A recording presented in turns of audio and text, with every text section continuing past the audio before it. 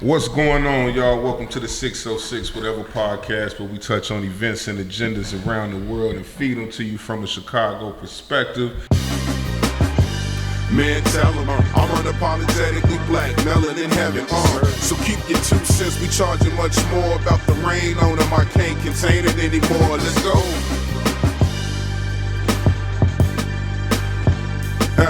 Let's go. If you don't know me, I am Big Mel, aka The Premise. Greetings and salutations, brothers. What's going on? Peace. Great. Yes. Everybody here, I see you. As we all can see, the panel has gotten a tad bit larger today because we got a very special guest. Absolutely. Before I go in on that, let's introduce the random cats. Not to slight y'all by any means. To my immediate left, I got my bro, Ray Skilly, yes, aka Torre, aka I can't aka your government, can I? You can AKA the government. I can AKA the government. You can AKA the government. Because I knew you as Ray Skilly when we first started this beautiful venture on brotherhood. Underground Go. I ain't said it in a minute, but I still put it out there all day. I take it. How you feeling, bro? I'm feeling wonderful, brother. I came to visit you Saturday. Yeah, we missed your enjoyed you, man. You and the housewarming, kids, man. It was a beautiful situation, man. I already told you how proud I am of you. Again, I say it again with these cameras rolling, man. Extremely proud of you, bro. Thank you, man. I had a beautiful time. Me and the wife did vibing with you and wifey, man. It was a beautiful thing, and many more. Hey, don't be a stranger. Many more. Now to my far right, I got my bro, my cuz, Yes, sir. my ace, Yep. Vince Sanity. Vince, what's going on, brother? Good, man. Glad How to was be your back. It was good. I'm still alive, so everything else is negotiable. Right. Same shit, different. Exactly. How's wifey? How's cuz? She good, man. She good? Yeah, everybody good. Everything's good. You know, kids driving me crazy, Oh, but my you know, God. Hey, shit, we can all say Listen, that, right? Bro, you already know what that is. Right. We kind of numb to that. Exactly. You know Exactly. Now, to my immediate right, you know, I met this brother a few years ago, you know, on my music venture. You know, this black man is, he's got his hands in a lot of positive things, you know, as far as uplifting the community. I think I met him in regards to, and I'm gonna let you kind of, you know, give yourself your introduction, but I just want to kind of put things out there. I met this brother. He has his own music streaming site. That's how we eventually met. And once I kind of, you know, dove in on his situation, there's so many different entities that this brother is doing, moving in positive direction. And it is an honor. I remember when I talked to you a couple weeks ago, and you was like, I wanted to, let's do this podcast situation together. And I was dead on it. Put it in the calendar, made sure it wasn't nothing that I forgot or missed. Very proud to have you on the show, brother. My brother Scott Stewart, aka Big Stu. How you doing, black man? Man, glad to be here. It's an honor, brother. Man, it is something that what we do on this podcast, man, is that we talk about, you know, different situations. We try to bring it to you from a Chicago perspective, but not only that, we bring it to you from a cultural perspective. Yeah. You know, things that impact and affect our culture and our community, and the black community. And having you on this show is, I feel like it's a step up from things that we're doing, man. just to you know, put that in perspective, man, bro. Like we really appreciate you on here, and I'm gonna get into everything with you, and we're gonna talk and vibe and just kind of do what we do. And you're gonna sit in with us, and you're gonna bullshit with us. Yeah, no doubt. We is one thing I know all three of you brothers can do as long with me is talk some shit. That's what we do. We can do that. We can do that. Absolutely. I've witnessed it firsthand on all you brothers. So, okay, so let's just you know, talk about what we got going on, man. The first thing is justice for Ahmaud. You know, things have, you know, kind of changed as far as the sentencing, and we'll talk about is that justice Vince, we've hashed this out before. Right. We know it ain't no such thing as justice when we understand what happened. No, absolutely. But we'll talk about if it kind of is a step up as far as our justice system goes when dealing with us as African American men, women, and as a culture in general. The Emmett Till case is closed. We'll talk about that. That's crazy when you even speak on Emmett Till and there's still some legalities that's still lingering out there. It's the Emmett Till situation, so that's insane. We'll talk about the Deshaun Watson situation, how that's kind of changed up for better or worse, depending on what side you sit on. I know you itching for that. We'll definitely get to that.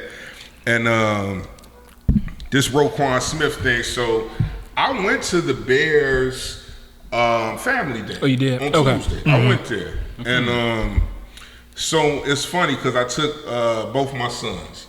And it was like 15 of us because my homie went, but all his nieces and nephews. Shout out to CO. The only Bears player that my kids really knew was Roquan Smith. Really? Right? Okay. And it was only because that Roquan Smith came to their school. Okay. Maybe like a month before school let out. Okay. And he literally went there, was talking to them. Now my sons are 8 and 7. So they were in 1st and 2nd grade, and Roquan Smith visited I think 3rd grade on down to kindergarten. Right? So he visited them and was talking with them for a minute. But because of this contract situation with Roquan, he wasn't suited up for the practice. Right. That's what family day is. They let you, they got bouncy houses across the street of the stadium, and then when you go in, you get to see them do their thing on the practice field side. And Roquan wasn't suited up. So they was asking me, where's Roquan? I'm like, son, he's just... he's not going to be here today. Right. He's just, trying to get his bread. Right.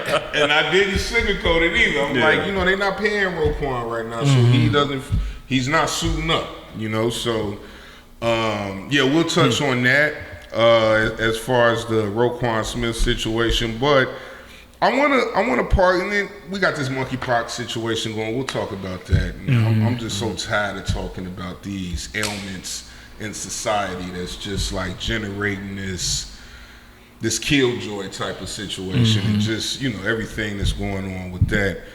But I want to start with something fun, a little fun and exciting. Okay. So there's another podcast called The Pivot. Yeah. This podcast I know where you're going. With Fred Taylor. Yeah. It's with Ryan Clark. And it's with Channing Crowder. So Channing called Russell Wilson a square. Right? Right. Now, in the area of just this trying to uplift each other and let's not knock each other down because maybe you talk a little more proper than me. Right. Maybe you don't move the way I did. Maybe you didn't grow up like I grew up. Right? Does that make you less of a asset to the black community because you didn't have a couple of, because you wasn't playing basketball with a crate in the alley, or you ain't saying words like finna and you wasn't in the gang, and maybe you grew up in the suburbs scot-free away from all that. No pun intended, Scott. Pun intended. Now, when he called this man a square, I just want y'all to take on it. First of all, is Russell Wilson a square? And if he is a square, why is he a square? You want me to start? You always like to get it out the way. I do. I like to get mine out the way. Everybody else sounds so much more, friendly. Okay, so listen.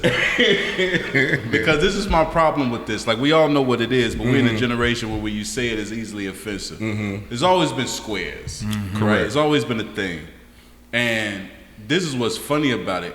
I was a square my grammar school years at Catholic school, wearing uniform, and you couldn't curse, and you couldn't listen to hip-hop, and you couldn't do none of that. So the guys on the block that could do whatever they wanted to do, us at Catholic school was known as squares to them. You know what I'm saying? They seen us with our uniform every day. They got to wear whatever they wanted. They wore the new mics with the outfits or whatever. We wore the Brooks Brothers with the nice little hard bottom shoes, the whole you did. Okay. And we were squares in terms of how they looked at it. It's two ways to do this, because if you're not hip on fashion, if you don't speak the latest slang, if you're not in what's the most popular, that's considered a square. Now, that two things can be true about it. Like, yeah, you're a square, but it doesn't mean you're not an asset to your community. Like, typically it's the opposite, right? It's always the kids that stay focused in school and stay focused on what's important. They're the ones who normally end out on the better end of life versus the real cool guys on the block that you still see 40 years later. Right. So that's the other side of it, right? Now, you could be cool and be successful, and you could be square and be successful too. But we have to acknowledge we know squares. Now, in terms of Russell Wilson, from years, and it's a popular thing now, which I think is funny because of Sierra. But years before Sierra, when Russell Wilson was in the league, every football fan knew he was a square. Right? The team in the locker room, even Richard Sherman and all the other defensive players, they said they playing hip hop, he playing Al Green. Now, this is a guy that was in his early 20s, right? Ain't nothing wrong with play. You play what you want to play, but we know what it is. 20 at that age. We know what it is. Like, we know when a guy is corny. You know what I'm saying? You corny. Like, the things that you say is corny. Even the women, and shame on them for trying to make us feel bad about it, because don't nobody call out squares more than women. They know he's a square. They know he's not the cool guy that they would run today. But Russell Wilson is also one of the most highly decorated quarterbacks in the league, and he's a millionaire, okay? And sometimes, not sometimes, all the time when you sprinkle that on it, you could be square and still get a bad lady. You can still be square and get a beautiful woman, and they still go to these places because he's famous and he's rich. Take the money away from it and be honest with yourself. You sit in the room, you talk to Russell Wilson, you've seen the interviews, you know the personality, stop it. He's a square. It's okay. It's okay. So you are. It's okay. You going with He's that. not a cool guy. He's a square. But you know what? He's cool to his family. He's cool to the kids love him. You know what I'm saying? His wife love him. He got friends who rock with him. He's doing positive stuff for the community. He's doing a lot of great things for his culture and community. But he's a square. Okay, so I guess what I'm trying to get to, right, is what defines him as a square? Because he wasn't on the block? Because I think Shannon is going a little bit deeper than that. I don't think he's defining him as a square because he wasn't selling drugs and popping tags. And no, he just doesn't. He just literally came out and said he's not my type of dude. Yeah, he's in his own lane. He's not the guy that's thirsty in the strip clubs throwing money in. Like, he's not that guy. Right. For the things that are trendy and what everybody who consider themselves cool, he goes left. He goes another direction, right? You know, that's not his thing. And that's cool. That's okay. He has a right to be how he want to be. But when you look at people, you know if they're fashion conscious, you know if they're dressed in a certain way, like, you know the swagger of people. And it's okay to be like, you know, say, okay, well, he's not the coolest guy, but he's a good person. But he's not the coolest guy. He's not coming in the room and everybody like, man, look at what he wearing, bro. You see what he got? He's not that guy. So basically, he's not that guy. He's a square. He is a square, but he is a very good black man doing good things. God bless him. Yeah. So he's not winning the cool contest. You're one of the guys that will clean up your appointing somebody a square. But he is a square. He's a square. Right? He's a square. It's okay. Vince, what you thinking, bro? Is he a square or is he not a square? Now, Skills already said he was labeled a square when he was coming up. He's lying, no. That's the truth. The uniforms, the penny loafers. I had it. So I didn't I got my trouble. He wasn't no square. I didn't know Skills. His name was Skills. He wasn't no square. Man, okay. I was Skills in high school. His name was Skills. That In was grammar school, I was Torre. That was the politic coming dead up out this, bro. I've known Skills since we were late teenagers. Yeah. Like late teens. Like 18, 19. He wanted That's a cool how long. guy. Man, please. Yeah. If he was a square, I was a square. Yeah, well. And I wasn't a square. Right. And I'm not saying We always will make ourselves look good, won't we? I'm not saying that you know, like, no, I had it on the block. I wasn't out there like that either, but I wasn't no square. And you know damn well, I was a square in grammar school, man. You don't have to throw yourself in the fire to lash out an insult to somebody. Just let them know if he a square, he a square, man. Vince, go ahead. I'm sorry, bro. Yeah, nah, I like. dun. It's like my response is gonna be kind of what it's been in other instances like this. Like, Shannon's entitled to his opinion. Here we go. Nah, he's entitled to his opinion. He entitled to his opinion. He entitled to his opinion. Personally, I don't. I respect his opinion. I don't necessarily have to agree with it. Do you agree with it or not? That's what I want to know. Is he? I know he's entitled. What's that? Is he a square or is he a safe nigga? Is he a square? Is he a what? Is he a square or is he a safe nigga? I tend to look at Russ like he's a safe dude. If people, yeah, he's a safe bet. And so people like he's not threatening. You'll never hear about him getting into no trouble. Like he does. That's the type of dude. You don't never hear about LeBron getting into trouble. That's true. It's different lanes though. But he's like, no, he's not. Okay. He's not. But it's now that's a good point. He's a safe dude. What's the difference? And Big Stu, I'm at you in a minute. What's the difference between? Because neither one of these guys have any type of just TMZ type of troubles, and LeBron, squeaky clean individual. Yeah. Russell Wilson, squeaky clean individual. Why is Russell Wilson a square and LeBron isn't? This is the easy. I ain't gonna do the list. I got a list, but I'm not gonna do the list. LeBron has a black, beautiful wife. He does. Russell Wilson has a black, beautiful wife. That is true. Why is Russell Wilson? This is the big difference with the two. And this isn't the only reason, but Bron, this ain't for you. I'm trying to make a point. Bron ain't no square. No, Bron ain't a square. No, he's not. But this is the difference, right? The environment and the culture you're around, right? LeBron was around the culture where a lot of young people, and even now his age, is young people coming in the game, they can relate to him. Right. He has a voice that relates to that group of people. Right. It's two different people in school, and we know them. We know the kid that's in the room that everybody want to talk to. Everybody excited when they walk in the room. Whatever they do is the coolest shit. Whatever clothes they wear is the flyest shit in the world. And it's the guy that sits in the corner that got a great relationship with the teacher. We know the difference.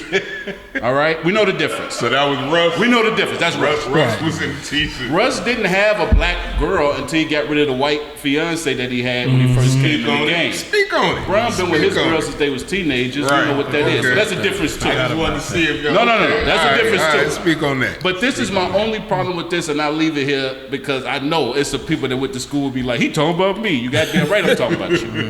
You knew you was a square in, and if you changed, God bless you. You know the guy, okay? You go up to LeBron, you're like, hey, Bron, what's good? He's like, hey, man, what's going on with you, man? He know how to shake up with you. You don't got to help him shake. Right. He know what to do. Russell Wilson won't know what to do with your hand. He won't know whether to shake it, whether to dap it, whether to smack it. He won't know what to do.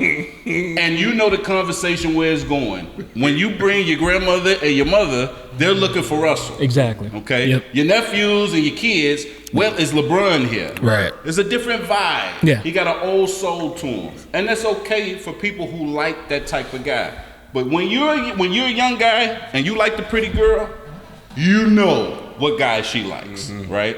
And damn near it's like that throughout your whole life.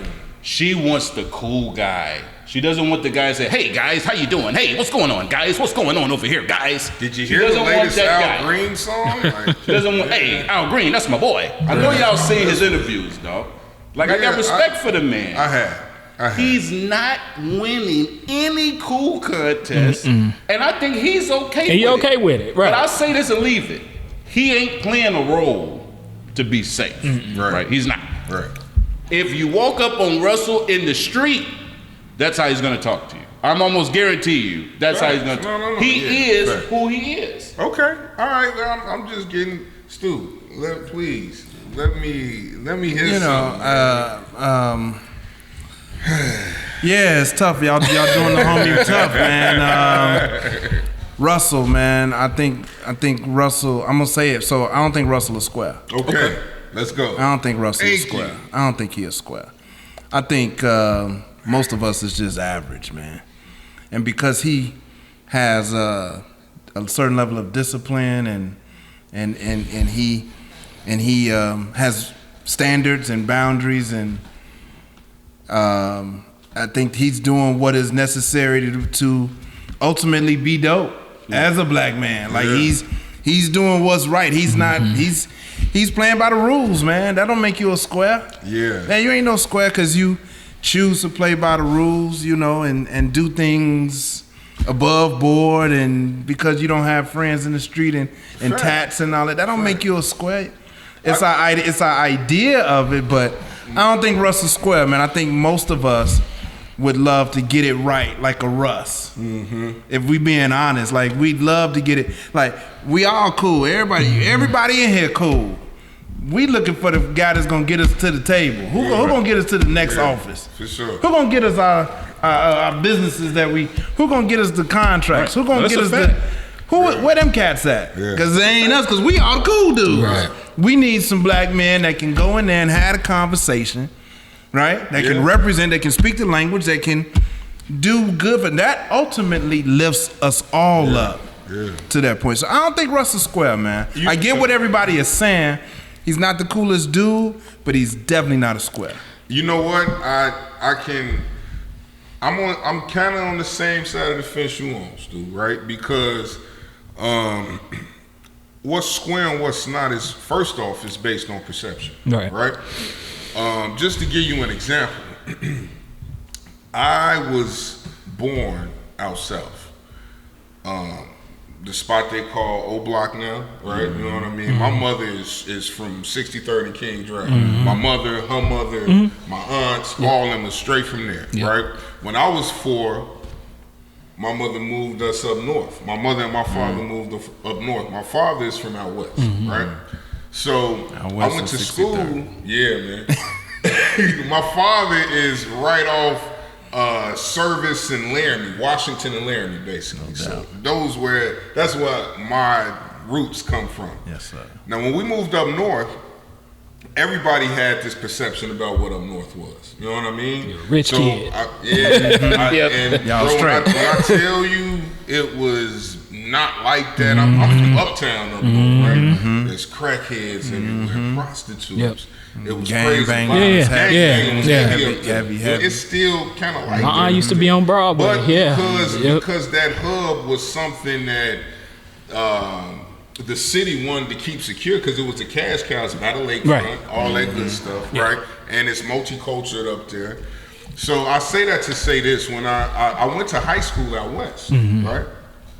So it was a couple guys when I'd be like, I'm from up north. They would try to, give me the square tag. Right. But then, like, as they got to know me, they like, man, yo, you from up north, man. Scott, well, why did you survive up north? And go ahead. Why did you feel the need, like, to have to prove that? I didn't know, but I was just being myself, and they eventually came on the side of the fence as me, deeming me as a cool brother. I stuck with who I stuck with. I stuck with who I stuck with. So those guys that were labeling me that eventually was like, came around. This nigga ain't no square, man. He this and this. So that's what I'm saying about Russ too. You know what I mean? And it's just this perception that and now I'm gonna get deep. It's just the perception that us as black men tag each other with, that won't allow somebody that says, I'm going to get a fruit salad, or somebody said, man, where that fruit salad at? It's just lingo and where we come from automatically puts us in a box without us even knowing each other. And that's the part that we're the only culture that does that. Only culture. I think that's true. I think we're the only. Maybe not. Okay, so so what we saying here? So the term that we call him, that's our culture, right? Square. The square. That's our culture. Lame. White culture, they call them nerds. You know, other culture they call them lames. Like, but it's a name for them in every culture. No. What I'm saying is that He a nerd? Is he a nerd? What I'm saying is that like a No, nerd, I'm saying like that's the term that I hear white people say when you're not cool. When like you're not, nobody's going to your party, you're a nerd. Like that's their way of saying you're not. But they make that perception based on interaction with them. We make those perceptions based on where you from. Do you have a mother and father in the crib? Have you ever gang banged? And all this shit. Before we even know the person, we make those perceptions on each other. And that's what I'm saying. Okay. And it's something that I don't know if it will change. It should. It needs to change. But sometimes, like you said, Stu, like that guy is the guy that'll sit us at the table we need to be sat in, but you're gonna turn your back to him because you don't want to look a certain way because you hanging out with him and you don't even really know him. You just done labeled him as something that you don't want to be pegged with. It's for me. It's the difference between being more disciplined versus being less disciplined. The more disciplined individual is yeah, he's more disciplined. They always they'll dismiss that, and it's just so when you start to become more disciplined, I think you'll find yourself more isolated. More not doing things that the average people do, that the most of the people do, the more disciplined you become. That's a great point as well, man. There's a lot of different facets to this, but so we got one square. Yeah, he's definitely a square. He's entitled to his opinion. But he's safe. He's a safe dude. Yeah. And listen, everything kind of. And for the record, I like to be clear. Like what you're saying, you ain't saying anything wrong. Obviously, being focused.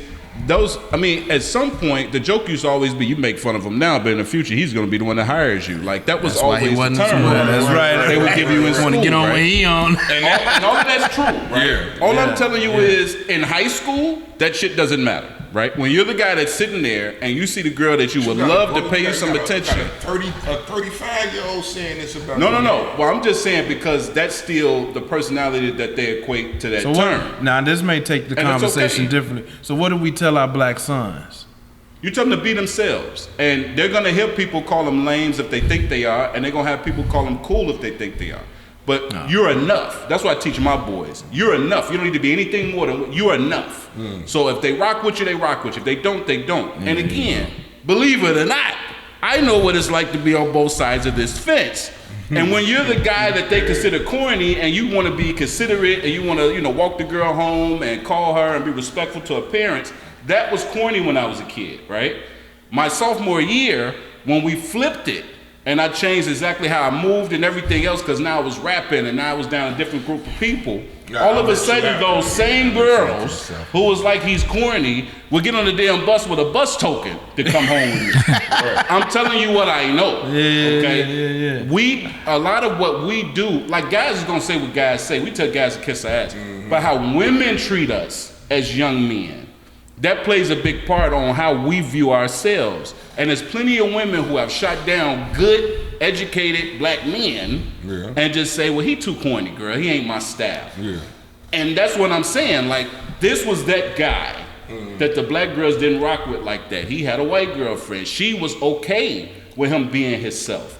My question is to everybody who flips out, would Sierra have still dated Russell Wilson if he was just a goddamn manager or whatever else, owned the record label? Like, would she still date this guy? Did you know Sierra dated a white guy in high school. He had a pocket protector and everything, glasses and all that. Yeah, I just made that up. Yeah, I know you did. I'm about to go in with it. I'm about to go in. I'm about to run. She like rappers, man. Stop it. She like rappers. Right. So yeah, and they all like rappers in high school. Yeah, I think we all made valid points out. My biggest issue with that, and I know what you're saying too, because now, according to how you move, people are able to place that judgment on you. Right. My thing was like sometimes we place that judgment on each other based on demographics. Yeah. And that's worse than anything we talk about. And that's a fact. Right now. In terms of people not being, and because I've never been in the gang, I've never been none of that, right? And I grew up on 15th and Sawyer, North Lundale. Yeah. I was the only person in 5 blocks that went in the damn gang. Mm-hmm. So I get that, right? And people look at you a certain way, and if you ain't paid your dues, and if you ain't done crimes, if you ain't been arrested, I thought all that was silly shit. Yeah. And I stood on my own. I was the man I wanted to be, and I got respect for that. I didn't have to do that to get respect. But what I'm saying is the way people view that, that's true. When you a guy that say, man, you know what I'm saying, I've been shot so many times, they look at you different. Yeah. Like you're some kind of damn hero. Well, man, you know, I done did this many years in jail. Man, you know, I done did this. You know, I ran this block with so-and-so. Yeah. They treat them Where like they're above everyone else. And So it's like that's the how negative is the positive, and the positive is the negative. that's in our unfortunate. community. But that when you say that part of it, that's true. Yeah. And but stop picking on dude. He done said it enough. Shannon found his niche, I think, kind of, man. Yeah. He's found his niche. He keeps saying that too much. Like every chance he get, he shit on Russell. Like, chill out, bro. You know, we done heard you. Yeah. So you know, maybe that's maybe he clout chasing a little bit. That's what they call it. That's what the what he young doing? folk call it, right? All right, let's move on from that, man. Shout out to Russ, though, man. Russ, man. Russ, keep doing what you doing. Do your thing, man. Square it out, Russ. Black excellence, Square it man. out, We love you, man. Black excellence. Keep Exactly, doing it, man. The Shout out wavy to hair, Russ, man. Chill with your Al Green, man. Ain't nothing wrong with that. Period. I've never known like something to be wrong with listening to Al. Right. Man. Oh man. All right, so y'all, let's talk about this Ahmaud Arbery situation. Okay. Right, so the white father and son convicted of murder in Ahmaud Arbery's fatal shooting after they chased the 25-year-old black man through a Georgia neighborhood was sentenced Monday to life in prison for committing a federal hate crime. Yep. Is this justice? And I say that obviously detaching it from Ahmaud is gone, so there's no such thing Right. as justice. When you talk he to can't this, come back. this Right. young man's mother, he will not build past 25. It's very unfortunate. When you think 25, Right. Young, bro. 25, Right. He's young. right? He's young. So if we look at it from that spectrum, hell no, it's no such thing as justice. But looking at it from what this justice system is in this country and how it has affected us as African American people in this country for centuries, is this a turn for the better, or is it just like, man, fuck that? It's still some bullshit. What more can happen to the perpetrators that committed this crime? Is this justice? He can get fucked up in jail. Is it justice? I thought when I was reading it before I got here, I was thinking about how to answer this. Yeah. Because I know some people, older people, Yeah. who have lived at a time where this would never have happened. Right. So So they to them, jumping right on it. Yeah. they're saying, well, it's a new day, because when I was young, there's no way they would have sentenced these men to life for killing anybody. We didn't even think they would do it. Now, deadass, So- there's a website you can go on that got a whole list of black men and women that got killed down south, you know, during the Jim Crow era. And sorry, Skills, I mean cut you off, but like literally every case is like FBI looked into it, decided not to prosecute, or statute of limitations, or all that stuff. And you're not So, just talking old, you're talking I'm talking like, yeah, current. current too, right, right. This is I think, and this is how I feel. I always tell you I got to be careful what I say. I don't want to get nobody else in trouble. But I say how I feel, I don't care, right? I always feel like they give you a little sprinkle, right? They give you a few cases where they lock somebody up for it, and it's typically some white poor people. And they'll say, hey, we'll sacrifice the white poor people for you, you know, to make you feel like you're getting justice. I feel like when we know it's justice, when it's someone elite white who does this and they treat them the same way. When I can witness that, I can say, damn, okay, something might be happening. But every time they give us a little taste, like even with the police officer with the whole George Floyd thing, right? That's Like, not this though. He should have got life as well. he should have got it. You see what I'm saying? But it's certain But he's a cases you police look at. officer. George Zimmerman, like we ain't gonna do it because there's new a wave thousand cases slave we can owners. discuss. But it's cases where you look at it and you say, this is obvious what this is in this day and age. Let's see what they do. And they don't do anything with those. Right. And you look at their connection.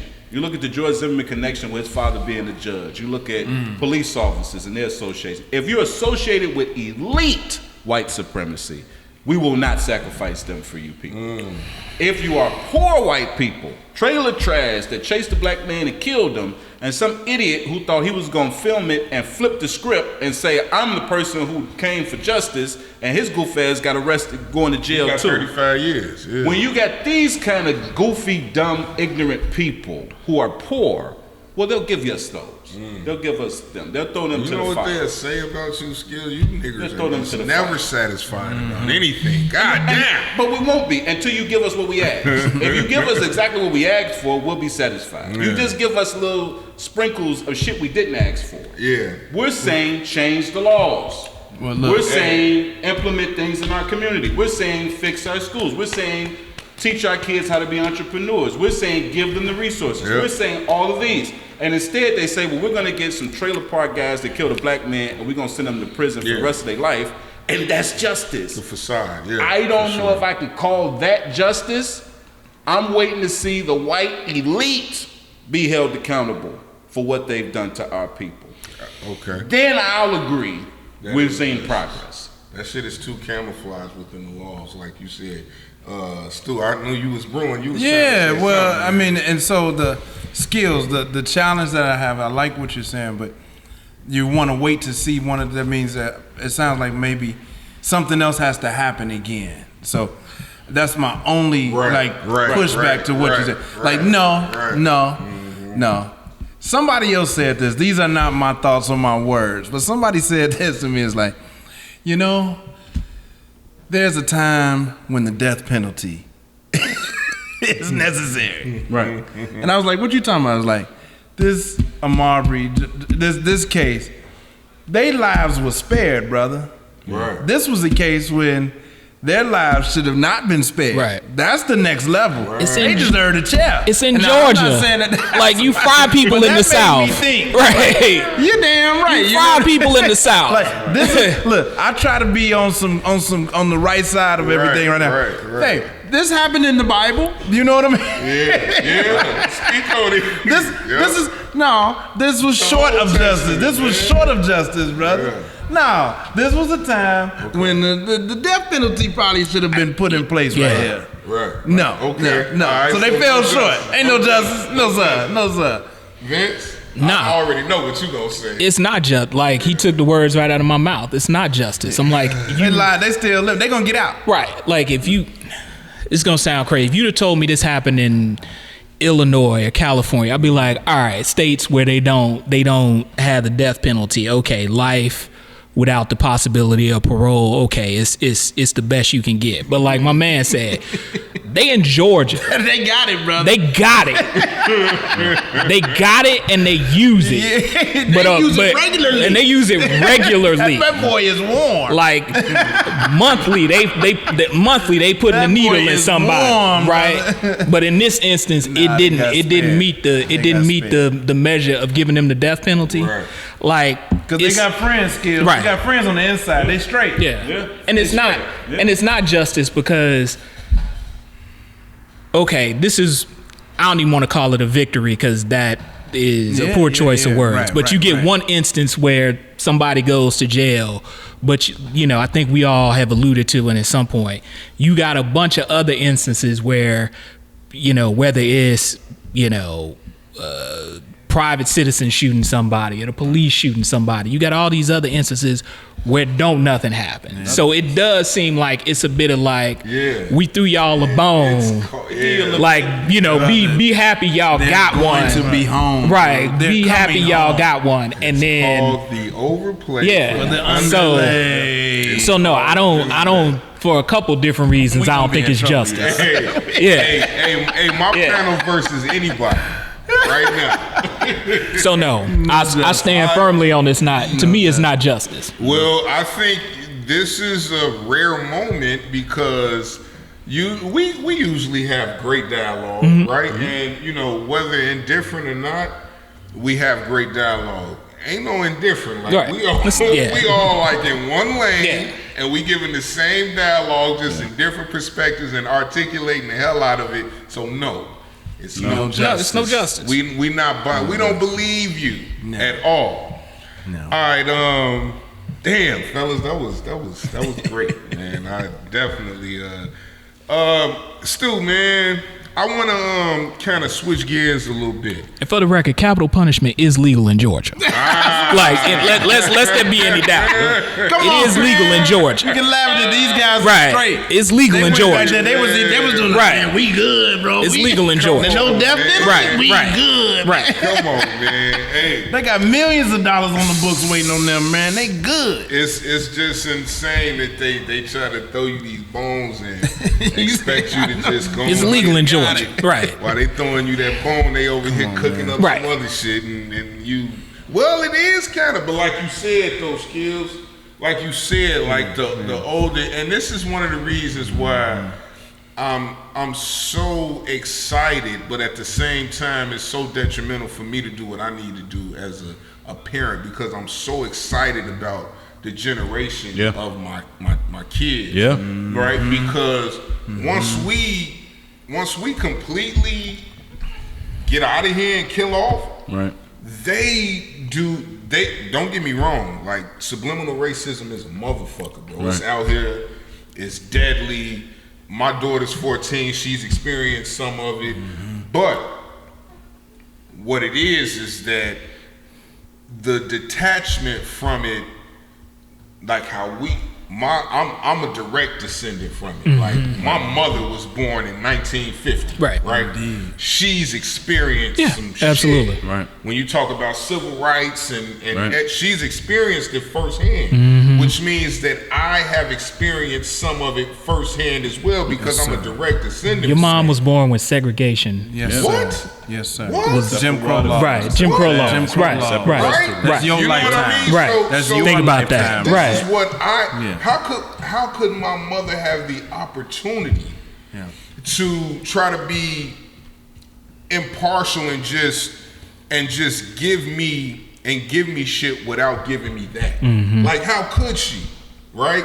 I'm excited for this generation because Skills, Stu, Vince, we've lived through some shit and we've conquered so much, right? We've seen so much, but we knowledgeable enough to know that, all right, come on, man. That's the overplay for the underlay. Yeah. Get it. Yep. But our kids that are coming behind us have more of the opportunity to like change this shit. Yeah. You know, and I don't have this. I ain't gonna lie to y'all. I'm mixed with that optimism and pessimism too. Right. I got both of those in me. I ain't even gonna lie. I do have both of them in me. It's understandable. But I have more optimism than my mother did. Yeah. I got it. My child is gonna have more optimism than me. Right. You know what I mean? So even though this game that we're playing in is still a lopsided field, we learn now that, okay, if we keep scratching off our peaks and we understand about black empowerment, some of the shit that the brothers speak about all the time. Like, we don't need you guys. We here. You know what I mean? Let us get this and build on this. We forget about that a lot. But now with you, Ray, with me, with you, Stu, with you, Vince, we're building this situation where as we're seeing what's going on. We're being very accurate and we're being very intentional in okay, we gonna drink. We got black owned tequila up here. We got a podcast. We doing this. You got your donut shop situation going. We're about to touch on what you doing. Vince, you already know what you and my cousin doing. So we're building on not subscribing to the other side so much and building on this and starting to build that empire. Like, you go back 30, 40 years, they be like, what? They were still shattered about Black Wall Street, things like that. Now it's like it's the mind state is changing, and that's why I'm excited about this generation that's coming up behind us, man. They just need to be guided properly. Go ahead. And I think that's no. I think that's healthy because, like, I think we, like, in this current climate, we hear that, we always like social media or whatever, we hear that thing of like, you know, we're not our like people of a certain generation, right? We're not our ancestors. Like the you know, the one phrase we heard during, you know, the last administration was like, don't let your president get your ass whooped, right? Because it was just like people of a certain generation were like, we not the, and no disrespect, but it's like we not the, you know, go along to get along, and you know, we shall overcome. Like, you know, we seen a generation of people who tried that, and like the people who are of our age group, and to your point, the people who are coming up behind us have been like, we tried that. I mean, we tried the respectability thing. We ain't going with it. And so, right. And so I think that like, I think for me, and I agree with you, there's some optimism and some pessimism. But the optimism, to me, I agree with you. The optimism outweighs the pessimism, because like my daughter's 7 and she's already like, like in her own way, she's already like, nah, I'm not with that. Like, it's not, that ain't how I operate. And I gotta turn it. Exactly. It's like you look, I'm like, man, don't go out looking for it. But they will not have it. They're not having it. They're not having it. They're not sitting still because it's like what we were taught was, don't let them white folk do. You can't calm down. Calm down, right? They're not having it. And that's what we have to horn. I think that's what we have to control. That's what we have to volume. Is they're not having it versus don't overreact. Right. Exactly. You know exactly. Stay focused on the goal. Absolutely. My son had said something to me, and I think I said it in another episode. Like, I had a conversation with him. He blew my mind. My son's 20. And his whole thing was, he broke it down. He was like my mother's generation, they was all about getting through it, trying to get something with a resemblance of equality. He was like, and then my generation, Generation X or whatever, like our generation was, you know, as we was young, we was in that fight to power, we was in there trying to impose our will and try to go take it. He said, as we got older, we start transitioning to people who try to make it work from within the system. Exactly. We got tired. He broke that down. He said his generation, his generation, they don't want to work shit out within the system. They want to burn it down. They gone. And when he said burn it down, they mean burn it down. And I'm like, wow. Damn. Yeah, they mean burn it down. My generation, we don't want no part of negotiating and trying to make it work within a corrupt system. We gonna tear the whole goddamn corrupt system down. But it was just like what I was talking about last week with my daughter, and how we still gonna get her on the show. But when I asked her about her perspective about the live shooting drills, and she broke it down like I didn't even think about it. She broke it down like basically saying, real, man, that's some bullshit, man. You know what I mean? Like, nah, like that's the overplay for the underlay. That ain't real, because you teaching us this, and y'all know the live shooters are students. So don't spoon feed us stuff. Like, we not going. I'm gonna expose everything y'all doing. So that's the reason. We know it's a drill. Right. Exactly. We know it's a drill. Come on, man. You ain't gonna react to some real stuff. When you think you know what it sounds like until you like, was that a balloon? Right. You know what I mean? That don't sound like it was quite a balloon. Hell, like, you gonna have a drill for live shooters? Get out of here. Right. You kidding me? Well, you gonna be able to simulate? So we just up here giving up the game. Get out of here, man. Yeah, that's interesting. That's Studo, man. Let's kind of talk about you, brother, for a minute, man. I want to kind of get into like the things that you're doing, man, because it's powerful, and just me kind of speaking on everything will be slighting you. So I definitely want you to kind of speak on and elaborate on everything that's going on with you. Correct me if I'm wrong, that you are the founder and CEO of Genius Lab. I want you to explain to us what that is. And then you're also the co-founder of MusicsPool.com.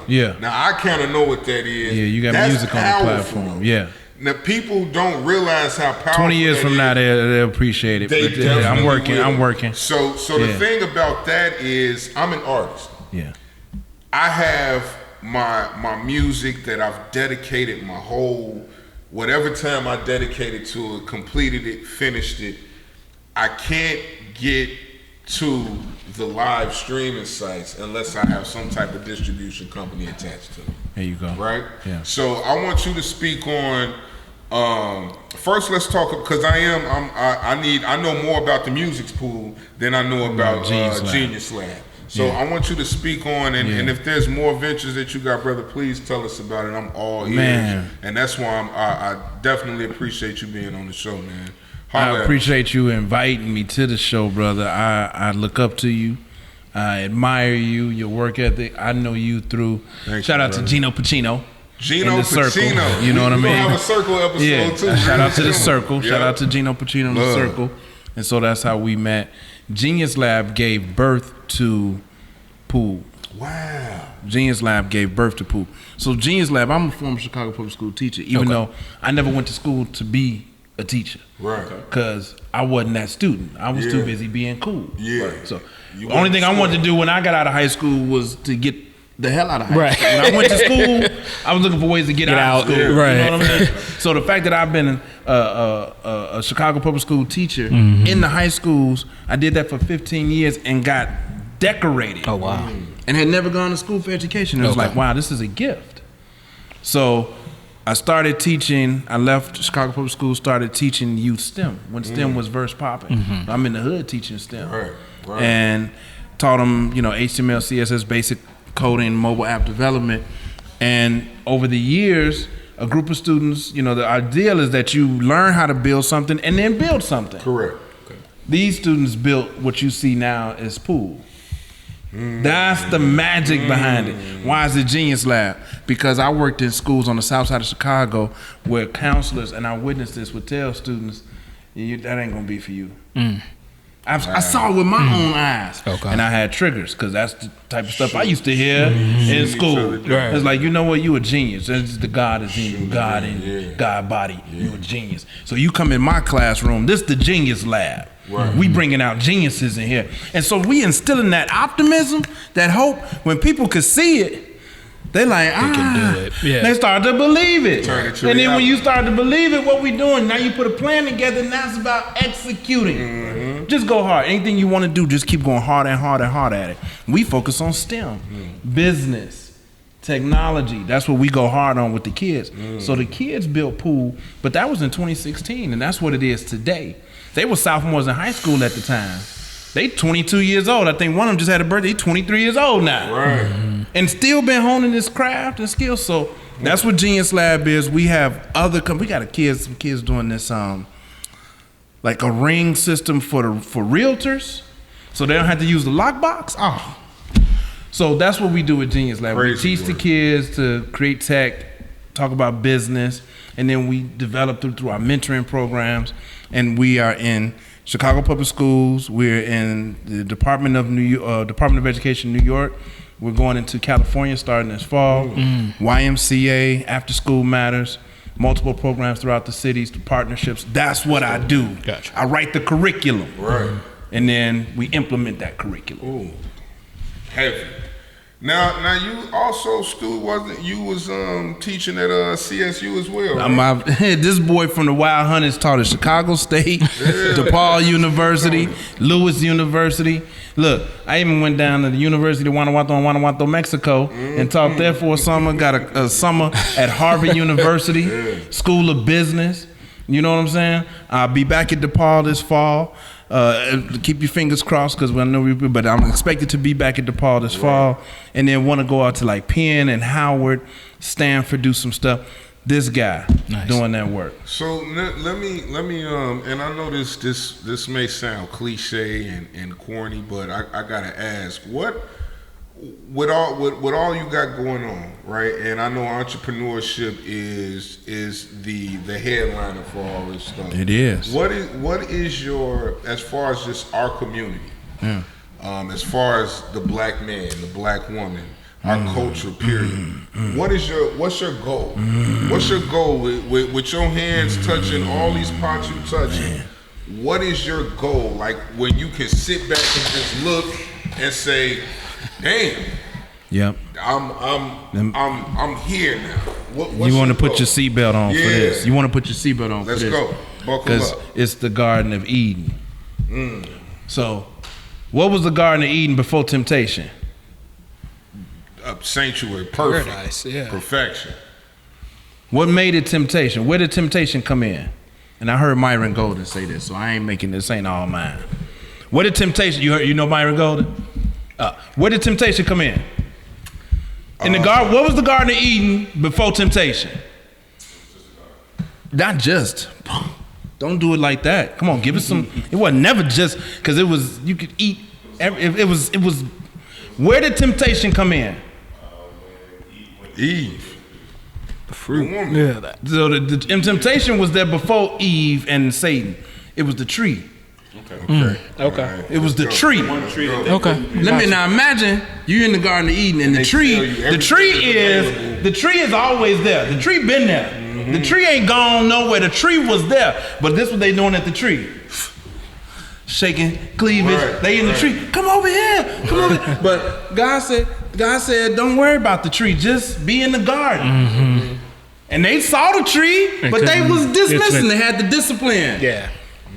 You asked what we going for. Back to the Garden of Eden when you wasn't distracted. When you wasn't distracted. So how do you get that? Self-awareness, ownership, discipline. Get your mind back focused to our greatness because we too lazy right now. We throwing trash in our own neighborhoods. We walking over trash in our own cribs. Yeah. Some of us don't even like our own houses, bro. Yeah. So I don't want to go too far. So just I want you to your shield. What's your shield? Yeah. What's your family represent? Yeah. Your tribe. Your tribe is your household. Black family. Yeah. Black families. Where our families at? I'm divorced. I got 2 families. Yeah. I got the older kids and the younger kids. So I am he too. But where is that? It's that self-awareness, that strength, that idea of identity through ownership. Ownership, bro. Perfect. So that's where your motivation kind of lies in trying to get people to their highest potential. Get us to our highest potential, basically. That's why I was going even with what I'm coming down to the podcast. That's heavy, bro. I'm coming down to the podcast, and I'm like, what I'm gonna wear? There you go. Yeah. And I had to think about what I'm talking about. This is gonna go out to the world. Yeah. Facts. This is gonna go out to the world. Facts. I'm trying to be a demonstration. The guys that invited me down to be on the podcast. How you gonna play them short? You better go with the best you got. Listen, when I seen you walk through the door, I said this gonna be one of them episodes. Right? It's gonna come loose. It's planned to come loose. To him in a throwback Tim Duncan jersey. Because that's what we talking about. Next time the role's gonna be reversed. I'm gonna be able to do it. I want to sit next to him because I already know you on business. We not playing. And that's we not playing. I'm the lane. I'm the lane. I'm the lane. I work with inner city kids in high schools, and I be showing up like this, and they be laughing. And I be like, laugh now? Yeah, laugh now, yeah. But you know what else is also true about that statement? Some of them toughest kids in the back, you know what they be doing? Like, I hear you, Mr. They be Stewart. watching. Yeah. I hear you, Mr. Stewart. I see you, Mr. Stewart. Under their breath. Like, I see you, Mr. Stewart. I see you, Russell Wilson. Yeah. You got more swagger than Russell Wilson. Right. You got a little bit more style. Yeah. Don't do that. Don't do that. Yeah. I don't want to take nothing. Don't do that. Yeah. Nah. Everything this man said is Nah, you got a little bit more going for you. I ain't Yeah. never been this quiet in my life. Right. So everything you saying is gold, brother, and I'm not going to interrupt you again. I'm not going to act like these is all my thoughts. I listen to a lot of people, man. Skills heard Russell Wilson. He's like, nah, don't do that. Don't do that. Don't do that. Don't do that. Don't do I done that. seen the Don't do watch, that. I done seen the cups. I done seen Right. the graded everything. Hey, look, you stop it with that. You are not Russell Wilson. I love you, brothers. I love you, black men. Listen, bro. I love you, black men. Y'all are adding on. Don't do that. Don't do that. I did look at this brother suit and I was like, he's a corn, but I didn't say that. I see the cups, I see the shine of the shoes. Come on, brother, the swagger is there. Let's go, man. Let's go. So, Scott, are you? Do you dabble or all the way dive into a podcast yourself? Yeah, I do. Yeah, I seen it. I It do. says that you guys have you co-hosted Money, Sex, Gen X podcast. Yeah. Okay. Who's your co-host? My man, shout out to my man E Money, Okay. Eric McLeod, All right. the founder of Hubris Global Wealth Management.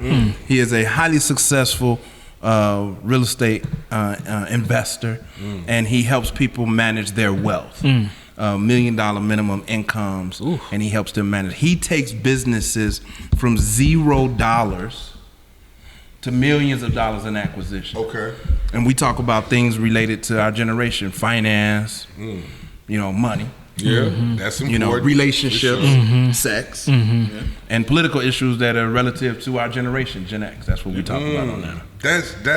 That's heavy, man. I love to come on, man. Come on, come on, come on. Yeah, You are invited. My word is my Great bond, time, man. so I'll have That'll you be on a for great sure. time. Season 7 is kicking up fall of 2022. One more 7. thing I want to kind of talk about. Was it the STEM? We were talking about how you kind of furbish and groom people in regards to public speaking. Toastmasters. I'm a Toastmaster. Yes. I'm the VP of. I've heard of Toastmasters. I'm the VP I ain't of forgot about PR that and too. Toastmasters. We need to sit back and talk. Check me about if you that, hear too. any filler words, because Yeah. they'll ding me for that. Yeah. So we practice speaking. Yeah. Extemporaneous speaking. Yeah. They give you a topic, you got 3 minutes, Yeah. get through it, Yeah. make it concise. And I've been doing it for a few years. Been doing it, and they've been around forever since the Yeah, they've been around for a while. Dale Carnegie days. Yeah. You know what I'm saying? For sure. Toastmasters is about being prepared to give a toast. And so you're the master of the toast. If you can give a great toast, Yeah. that's a skill. That's heavy. That's a skill. It's heavy, bro. That was a Seven. requirement of my job. I had to do that. I had to go through Toastmasters. Yeah, so you familiar. Yeah, So, that's good. Yeah. to make you more comfortable with speaking in front of a crowd of Yep. people. I've done some Yeah. workshops because of that. It gave me more confidence to speak in front of a large group of people. Absolutely. It's very important. Does it make you stubborn too? Because you will never. Does it make you what? Return No, back. No, you know, I'm going to down my hill. No, you can blame Charles Taylor for that. First of all, Yo, that's Charles Taylor that did that. That's your day one. It sounds like, right? That's Charles Taylor, man. He did that to me. forget about it. Yeah, we gonna down that hill with that flag, man. Like it's, and you know it. Like it doesn't even make sense to try to talk us down. In that You know what we order. doing. That's the reason why I just got to stop, because we'll spend 30, 40 minutes on a podcast doing that. Yeah, I'm not gonna. Vince, my cousin, okay. he's the guy that's like, listen, everybody's entitled to their opinion. Because No, he does it right. My opinion is your opinion. right. The voice of reason over here. It's like, hey, I don't have to agree with it, but that's your opinion, I know right? you do a good job when I go home. My wife be shaking her head. We used to do it live, and she go watch it live, and I walk in the door, and she be like, "No, you know you didn't have." Hey, sweetheart, hey, I said how I felt. I meant what I said. But Toastmasters was very important. I learned a lot from that when I did it. And I would love for my oldest did something similar, but the rest of my kids to experience that and to let us just speak freely and come up with our own topics to speak in front of the group. That made us comfortable because we come from our own element of what we wanted to talk about. And I could just vouch for that, brother. That was really helpful. I recommend it. I do it because I believe in it. I give I'm my still time. signing up I as well. do it. Yeah, I'm yeah, still yeah. signing up as well. 'Cause Yeah. It's I very can helpful. use it. While we're talking about toast, Yeah, talk about this. I just want to. What we're drinking right now, so we've gone down this rabbit hole of drinking black-owned alcohol. I say we're gonna drink on the show. We might as well do it right. Right. And I think we are on bottle 4, right? This is bottle 4. It could be. It's really bottle 3. Because we did the John Basil. We did Basil twice. twice. Did Yeah. Basil twice. We did Basil twice and We did Lobo. We did Lobos and then Now, but y'all got to tell the people, remind the people, who was John Basil? Who was that? John Basil is, and Vince fact check me too. It's a brother that we did the whole rundown on the show last You say week. he's Nigerian And He's Ghanaian, I believe. and, Yeah. and he's Ghanaian. from Ghana and Ghanaian, yeah. Nigeria. So I think Okay. either his mother or father's from Nigeria, and then, Yeah. and then on the other side, he's got a mother. Now and is he father here from in the States, or is he still? You know what? He's in the States. He transformed this deal with Benny's. Okay. So he's got Benny's distributing his situation. The name No John Basil is what I was trying to read up on to figure out why he named it John Basil, but there is a pinch of, I finally have figured it out. I think there's a pinch of basil in the actual, because there's a spice to the tequila.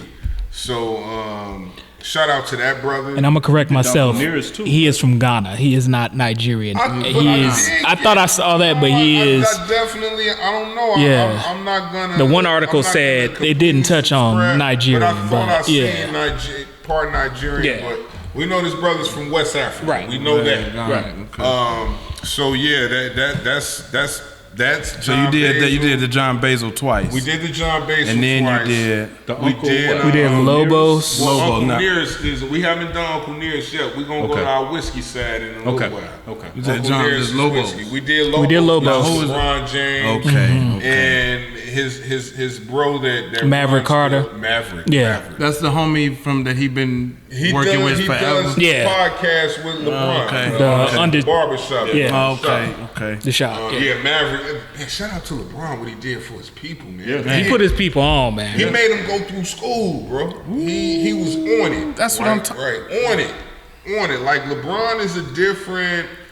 You know, we can talk about who the GOAT is and this and that, but when it come to like that other realm outside of basketball, ain't too many Between motherfuckers the matching Spring him. Hill, Ain't too many between guys matching him. Maverick and Rich Paul. What? Dog. Yeah. Rich yeah. Paul in the airport, bro. Man. Selling in the jerseys, airport. selling throwbacks.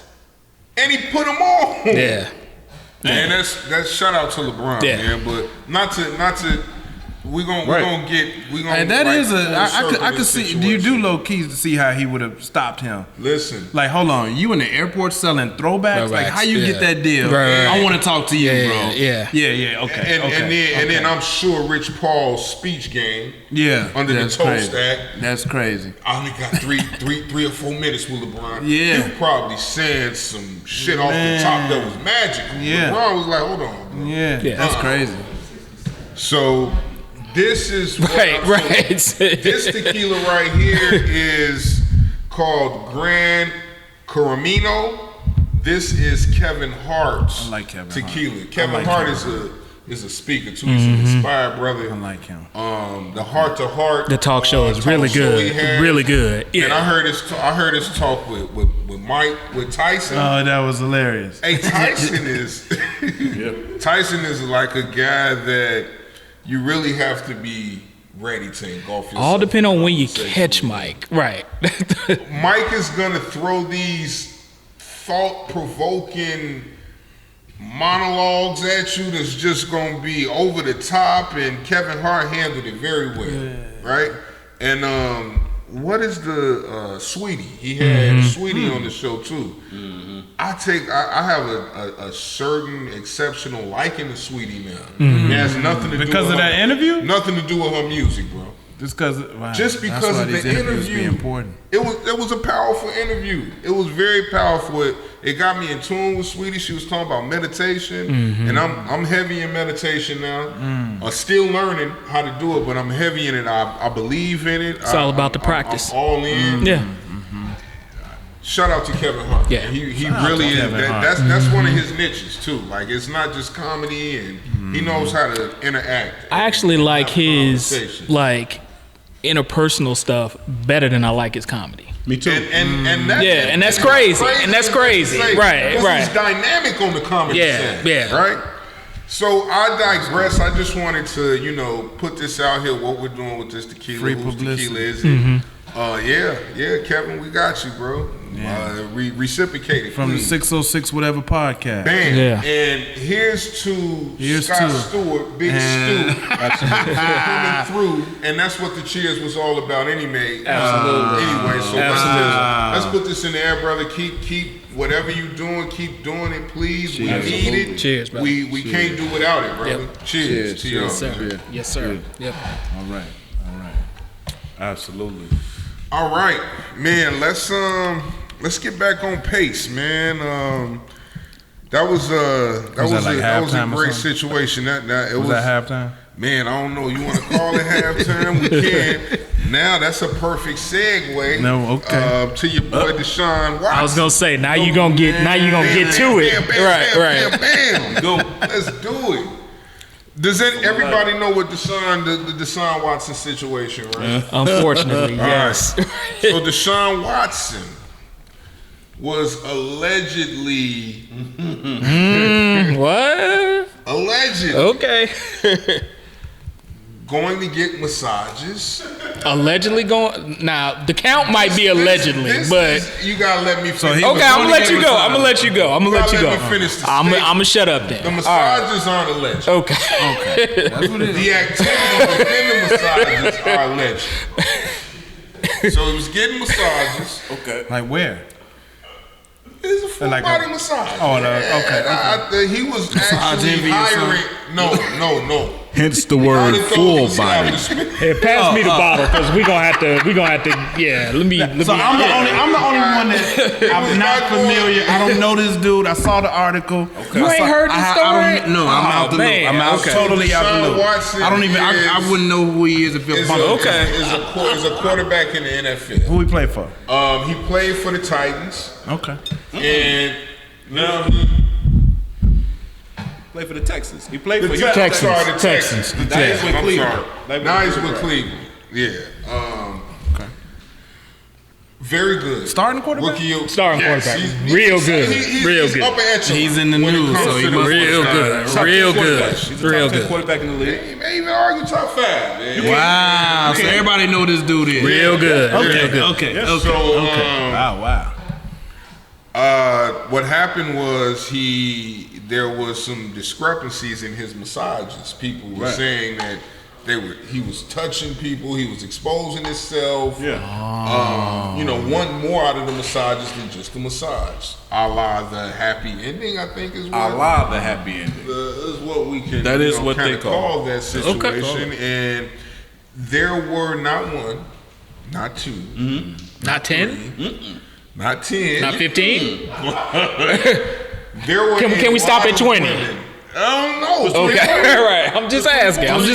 Total of 24. 24 women. Okay. So was he Saying going to that different he was- massage parlors? The same? I don't. He was actually Different masseuses. he was ordering them, right? And I don't know. They were not commercialized, not like a massage envy and things of that nature. No. He was Ordering, correct me if I'm wrong. That's since true. He was ordering them. They're finding out now, and I'm just going to add this because it's just recently they're finding out. The actual Houston Texans were involved in scheduling the women. So they know who these women They are. know exactly who they are. They know who they are. Sean, it's 2022, dog. Look, man, he With was. They don't want to. He like his massages. You know, That hey. being said, You know the sisters. he and skills. How long did he have to sit out that one season? Last season he didn't play at all Yeah, he missed the Wow. entire He has season. not played. He has not played since January 3rd, 2021. because of these allegations. Yes. Right. Yep. So he had to go through the legal system. Finally went through the legal. He didn't play system. all last season. Did not. Play all last Did not play all last season. He didn't have no desire to play. He did, so okay, and just real quick, because I just want to get his context to it for those who may find it. Was not suspended. The team just chose not to play. You take Speak this, on sir. that. You take that. Now listen. Prior to all of these allegations, he had made it clear to the Houston Texans that he had no intentions of playing with them anymore. He had desired to be traded. Oh. They had just worked out his new deal. He was just finishing up his Right. rookie deal. Yeah. They gave him over $100 million contract. Yep. And immediately when he got the contract, he told them, I have no intention on playing for this organization. It's a bad organization. They fired a whole bunch of coaches. They got rid of a whole bunch of great players. I don't want to be here. I want to contend. Send me somewhere else.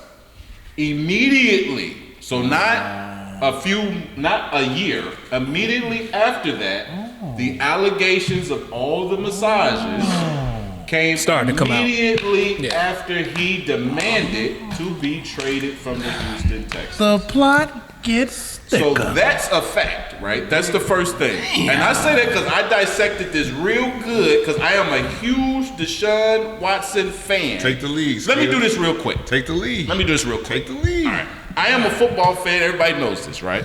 Yeah, I love you're college wrong football. a lot, but go ahead. Well, you know, that's here no there. Former Ryan Pace apologist, but go ahead. Yeah. I enjoy college football to a certain degree. Certain teams that I watch, a lot of them I can care less.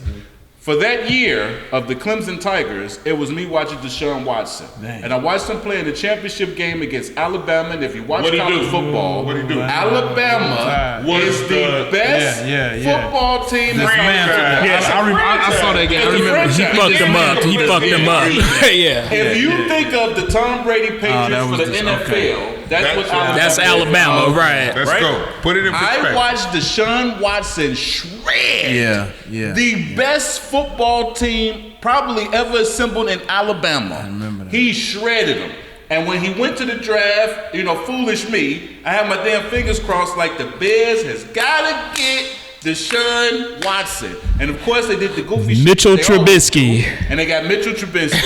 But let's go past all of that, right? That's who he is. He's never had a bad record. I see. Yeah. I saw the game. I saw the Clemson Alabama game. I remember because I was rooting for Alabama, and it was like, why the hell? Yeah, I remember that game. And he was the highest. Listen, let me just. Yeah. When he beat Alabama, now let's just go through the. I'm gonna make this real quick. I'm gonna make my point. Anybody else, if you were the quarterback of a football team that beat Alabama in the championship game, you were the #1 pick in the NFL draft, right? There's no reason. It was him, Pat Mahomes, and Mitch Trubisky. Not only was he not the first quarterback taken, he was taken a little later in the first round, right? Not but even. Oh wow. Neither here nor there. He come out his first season. He didn't play the first half of the first game because the coach was still trying to prove a point. But he got over it. He put him in the second half. He started every game that season that took him to the playoffs, right? The Houston Texans was not a team to be happy going to the playoffs. They was happy to win 7 games. He took them to the playoffs 2 years in a row, right? I smell a setup. Dog. Changed the entire structure of this franchise. Yeah. Now they got sold out seats. Now everybody like, we got a chance to win. We got our quarterback. Again, they got rid of a lot of great players. They fired a lot of coaches. He saw the writing on the wall. He wanted out, right? Then the allegations came. So when I saw the allegations, I'm a guy who can see through the bullshit. So as soon as I saw it, I said, oh, okay, how convenient. He tell these billionaires he want out, and all of a sudden there's controversy. And the billionaires did what? Was actually sending him The team was actually responsible for a lot of the massages that he had, and they scheduled them for him. We come to find out later on. So he knew what it was. They knew this what is it a part was. of that, right? Now the other part is this. That is all true. But like I love to say, there's always 2 truths to shit. So that's true. Well, there's your side, their side, and right. the truth. But the other part of it is he participated in every single one of them also, right? Now that's where it gets tricky. What do you mean he participated in every single one? What? Meaning when he was having the massages and he had in the paperwork, because they was talking, I watched it and they broke down the details of what the complaints were. He had a little face towel that he would put over his private area, and that would be all he would have on for the massage. Right? He made no secret that a happy ending was a part of this arrangement. Okay.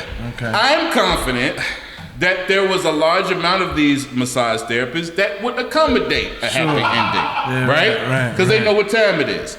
I think there was select few that wanted no part of no damn happy ending, and they were offended by what he did, right?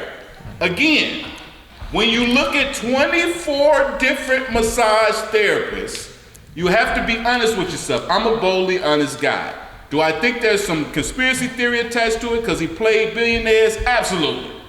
But he did it, though, right? So you got 24 different women. After the first 3, he should have just, in my opinion, hey, you got 3 that know how to get you right, how you need. Hey, just stick with the 3. He didn't. He went to 24 different massage therapists. Now they've interviewed professional athletes. They've asked professional athletes, how many massage therapists do you have? And they all say one. There's one massage therapist that each athlete trusts and depend to take care of their body. It's a sacred thing. It's an important decision. When you find a good massage therapist, that's your only massage therapist. He had 24, okay? Now, I'm going to tell you this, gentlemen, because we all know what it is. Just like with the whole cornball thing we say about people, people say you're corny or whatever. This is what we know about creeps, right? We all know the guy that we're around that's a creep. Okay, that's crazy. We know he's a creep. That's crazy. We know what he does is creepy. That's and sometimes, if you're that guy like me, you call him a creep. Call him out on it. In the middle of it. Hey man, you out of pocket. You got one. You got two. You got five. Hey, hold on, bro. Come on, dog. You had 5 different massage therapists with this little ass towel on. You got your Wayne out, and you're doing too much, bro. You're doing too much with the 5. He went beyond 5. He went 24. like 4 times beyond the 5. So yeah. he went above creep. Right? To me, when you get to 4, you in the creep category. Okay? What do you call a guy that's at 24? Right? You got a problem. That's what you are at 24. You got a problem. They knew he had a problem. They still accommodated his fetish until it was inconvenient for them. Then they outed him. And they made it very difficult for him to make money. But this is what happens. Damn. He skipped a whole year. He didn't play because he refused to play for the Houston. They would have gladly let him play. When the allegations come out? After he... Like when? How long ago? 2020? Yeah, it was 2020 because, yeah, the whole season. yeah. And then that was it, right? So now this is what they do. They say, okay, we're going to cut you off because the minute that you put controversy on it, there's 1,000, well, not 1,000, but there's a whole bunch of teams in the NFL who can't touch you because of the controversy. They want you, but the people that own the team won't let them get involved in this controversy, right? It's bad for business. He gets past that. He's firmly on the market. He go a whole season, he didn't play. He's on the market now. Every team who was flashing and saying, oh, he's a terrible human being, they was all trying to figure out a way to get Deshaun Watson. So much so, Deshaun Watson is the highest paid player in NFL history. Damn. He has a guaranteed contract for $230 million. Damn. There is not an athlete in the NFL who has a guaranteed contract for that much money in the history of the NFL. So despite his things that he was involved in, the Cleveland Browns still made him the highest paid player in the NFL. Now this is what they did to structure the contract, just to give you this piece. They knew that there was a good chance he won't play the first year. They gave him a lot of money up front for a signing bonus, and he will only be making $1 million for this season if he played. So if he doesn't play, they only lose $1 million. It doesn't cost the team $40 million if he don't play this season. They had every intention of structuring the contract as if he wouldn't play. He goes through the GM, the commissioner. He hires an ex-federal judge to come in and handle these matters now, because everybody say, well, you're not qualified to handle this. You're not handling it right since the Ray Rice and all of this. Well, I'm going to get an ex-federal judge to look at the evidence, to look at all the testimony from the witnesses. And this is make Roger a decision. Goodell and company. This is Roger Goodell that hired the lady to do it. And it's a lady that's making the decision, which is also huge for this situation. The lady reviews all of the evidence. She said, based on what I reviewed and based on the history of how the NFL responds, he gets 6 games, right? Roger Goodell goes behind her and says, well, I don't agree with the person I hired who's a professional judge to make a decision because I have final say per the collective bargaining agreement. I'm going to veto your damn 6 games, and I'm going to meet with a person that I appoint to review it with me to determine what we're going to do, but we're looking at a year-long suspension. This is where we are now with the entire situation. He hired somebody to look at it. They looked at it. They made a decision. It didn't bode well with the other owners. Deshaun loses. Now they're doing this. So all of this is true. It's a conspiracy attached.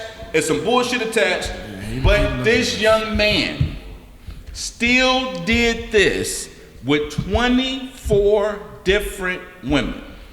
We can agree that there's a plot by billionaires to get even with this black kid. I'm definitely got that out there. I stand on it. But when we take the bait, it makes it easier. I'm not saying, because so many people make the joke of comparing him to Bill Cosby. I don't think it's the same thing. But the comparable thing is this. The comparable thing is this. There wasn't no pudding pops involved. They knew Bill Cosby was doing all these things with those women, and they hid it and they protected him when it was in the best interest of them financially. Facts. The minute he wanted to become a boss, they used that as leverage to tear him down and to make that impossible. They did the same thing with Deshaun, but the equivalent thing is they both did it with the mindset that they were untouchable. And as black men, we are foolish to believe that they will protect us and we are untouchable. What the man's going through is a part of something bigger than the situation. But the truth is, he did that shit. So stay where you stand with it. If you say, hey, it's bogus because they only care because he did, that's true. But he still was with 24 different massage therapists with a little ass face towel over his Johnson, and he won happy endings in every session. He did that. That's what he did. So, you got to say. I think it's fair to say you kind of, understand the situation. Yeah, well, he did.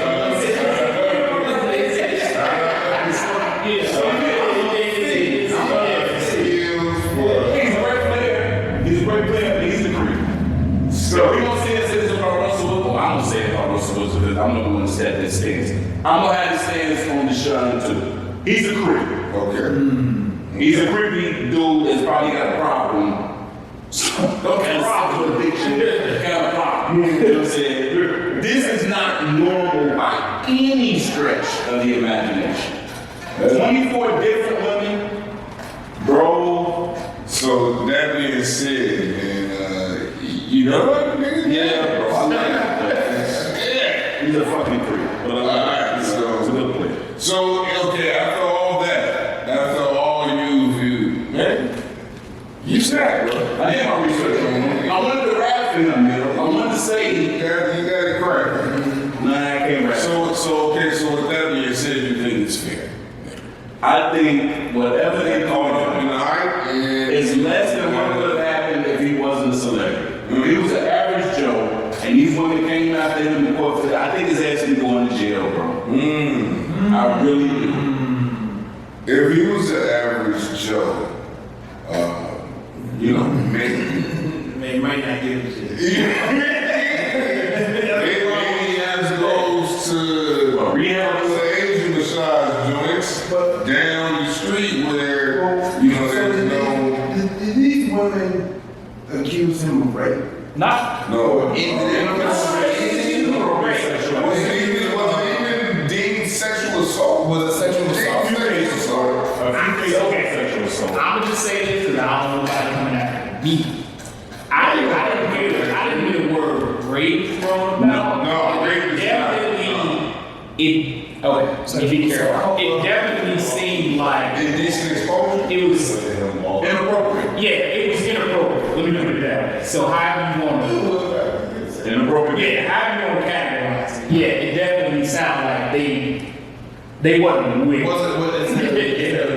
Is there a criminal case? Well, both. He beat that. He beat both. He beat They went that. to a grand jury. That was not some of the Both grand juries said there wasn't enough evidence to prosecute. That's the reason why we're here now. We're discussing this. Like, you beat the criminal case. You beat both of them. So obviously, even the 6-game suspension was appealed by the Dell Company, right? Yeah. So Yeah, they wasn't with it.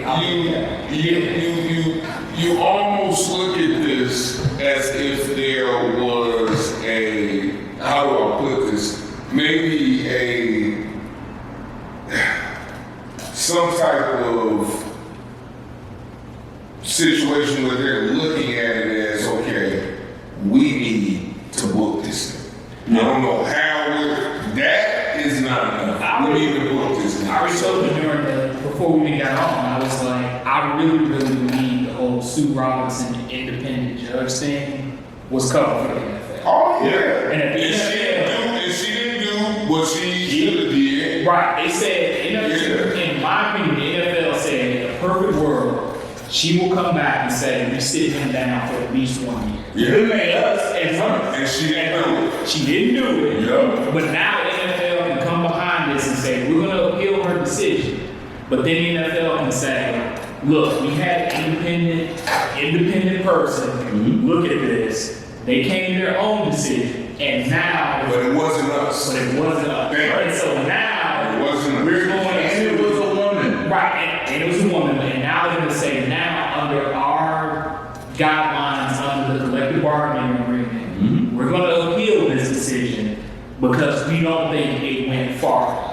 And I said before we went on, I said, look, they always had the intent he was going to sit down for at least a year. But what if how they were going to get to what if one of those, and this is me reaching, obviously, that's what we do. It's our podcast, we do what we want.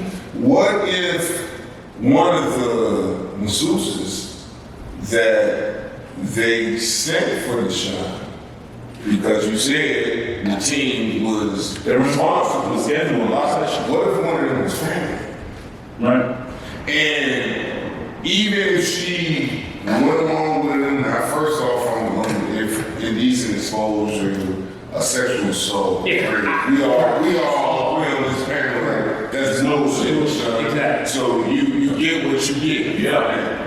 But what if he kind of got away from that situation and somebody else close to the franchise was like, are you kidding me? Are you kidding me? Right.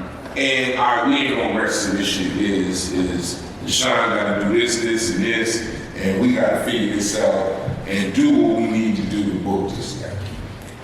What if that was the case? And I'm not saying it is, but you know, there's like, you know what I mean? It could very well be the case. So I think they did with him what they do to a lot of black celebrities. yeah, They sure. give you a lot of poison fruit. Book them down. And you Garden that Eden. damn poison fruit. Garden of Eden. And they use it to their advantage. Like the Garden of Eden. Use it in their back pocket. So what Phil's saying is absolutely, like, I can't disagree with it. Like, I find it, I'm gonna say this much.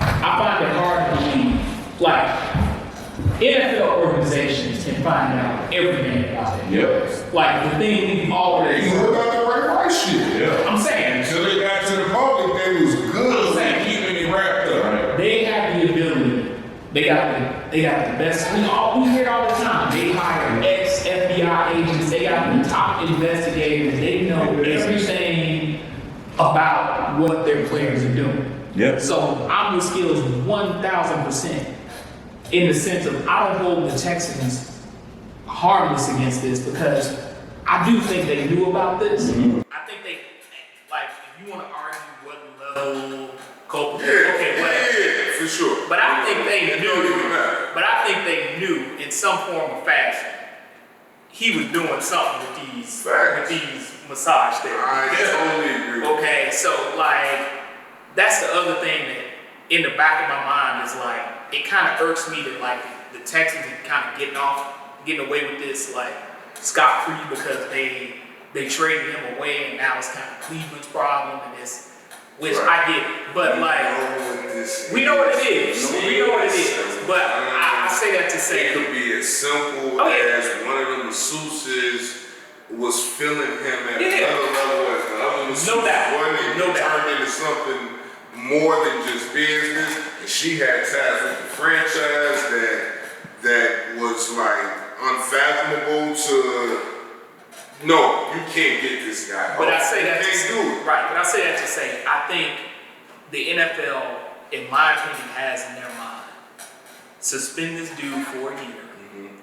Hope, I hate to say this, hopefully like within a year's time, this kind of dies down, there's some new scandal or there's something else that gets the public's opinion, and they can kind of put a band-aid on this and put this to bed. Because I do think the bigger issue that's kind of not being talked about is that, right, the NFL can find out the Ray Rice thing. They knew about the tape, sat on it, didn't say nothing about it until it got out that they knew about the tape and didn't do anything about it. So I truly believe But what is the NFL that they knew about this, and they're trying to figure out a way to like make it seem like we put the hammer down on this dude and that we're pro-woman and this, that, and the other, and buy enough time to get them to focus on something else. It's the same thing in regards to the Laquan McDonald situation, Absolutely. right? Ron and They had the tape. Eddie John, they knew about it. They knew about it. But once it went public, you got to pay the piper. Exactly. You know, it's time to pay, and this is the one reason, I don't mean to like pivot, but this is the one reason why we have to stop making taxpayers pay for this shit and take it completely out their pockets, right?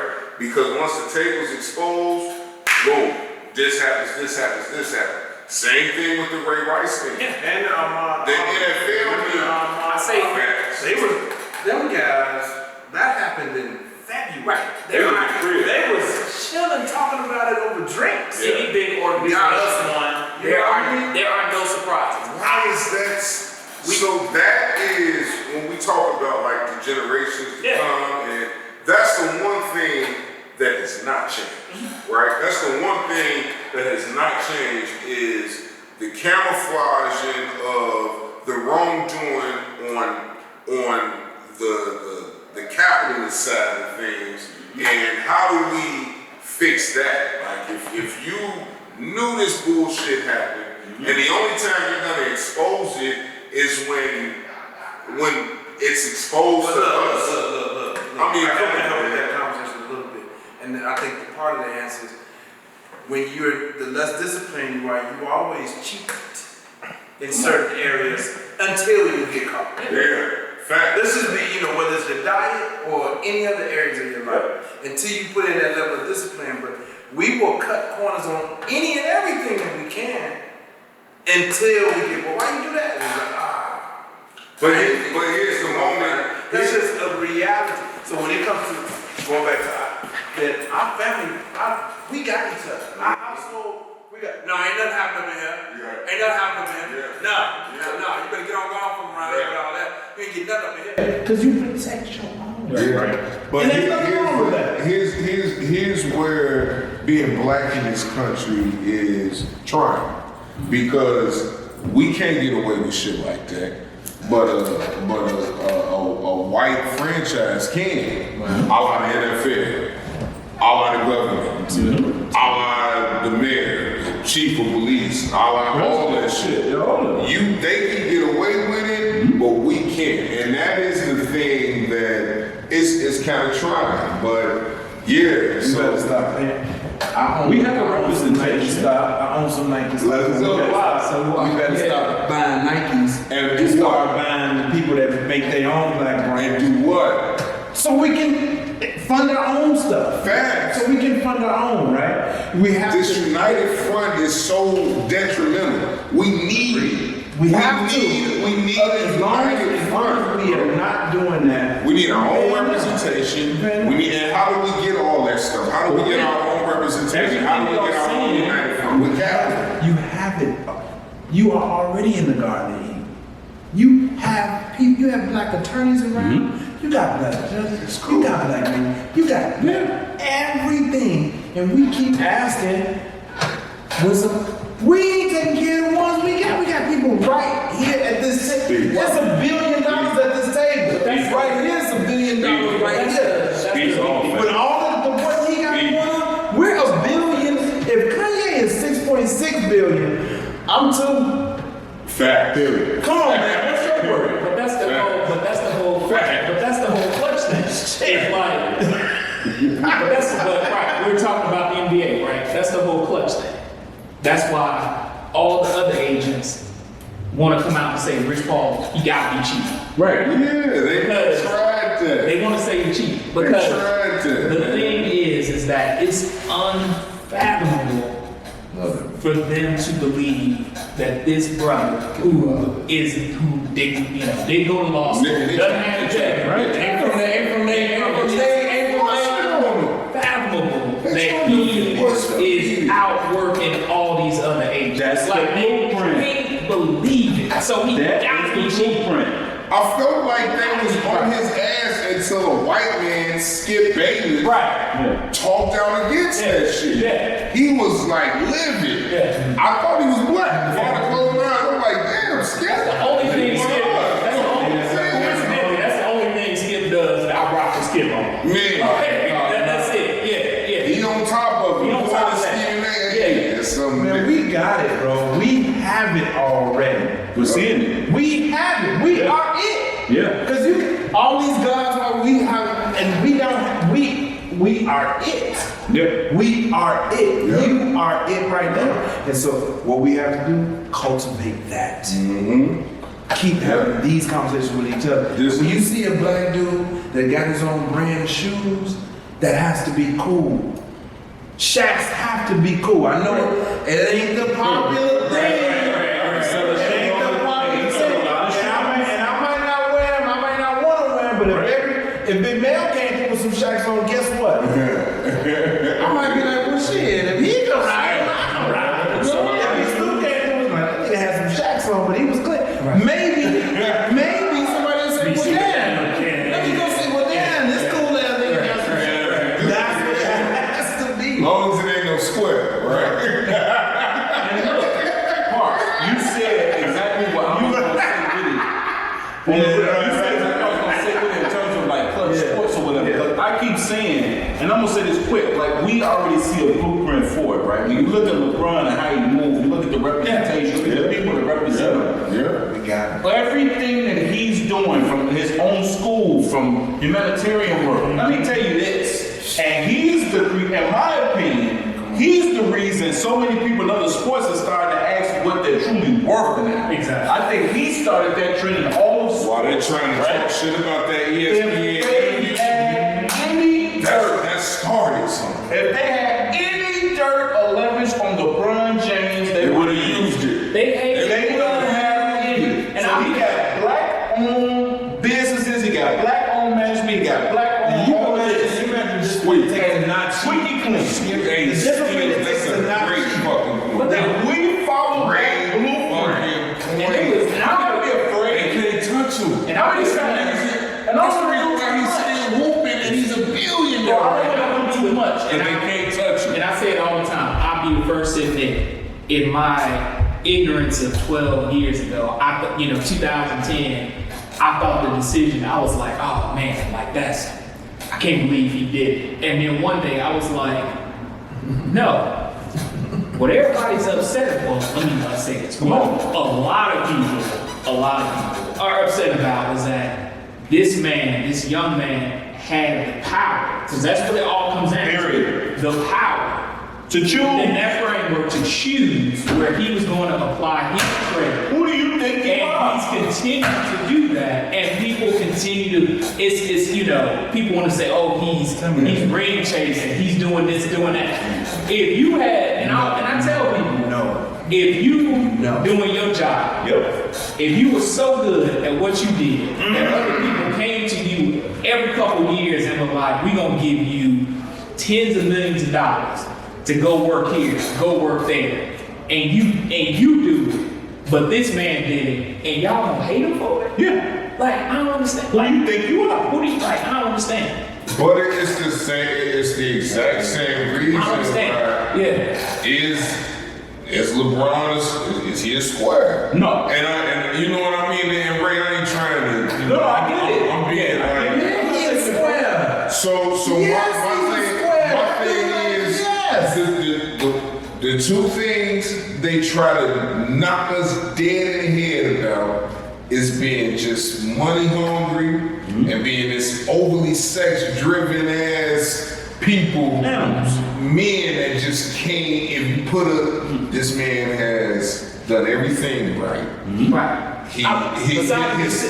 Besides the decision, and come on, man. Right. And if you one thing that was wrong. The one thing the man did wrong, the only thing I ain't like that he ever did was when he lost in Miami, he shitted on the fans because he was upset.